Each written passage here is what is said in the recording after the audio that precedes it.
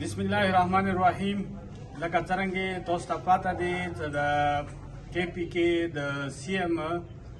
دغه ریس شروع دی، نو هغه په حواله سره مختلف پریس کانفرنس وشوي،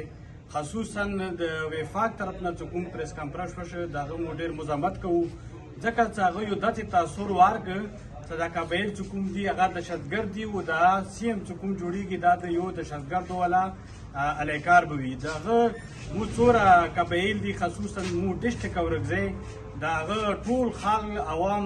یوت د هغه مزاحمت کوو او دې سره سره مو د فیصلې د عمران خان چې کومه فیصله کړې ده د هغه ته مو خیر مقدم کوو، ځکه چې دا یو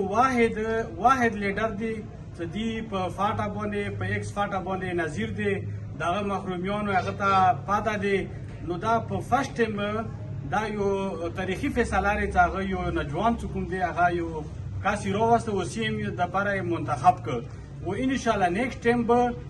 د مو د فاټا نه داسې نوجوان به راوځي ولې چې هغو کې ټیلنټ دی چې هغه به انشاءالله د بیا نیکسټ ټایم وزیر اعظم دپاره به منتخب کیږي. نو ټول ناول د کومه فیصله چې خان صاحب کړې دی دغه ته مو خیر مقدم کوو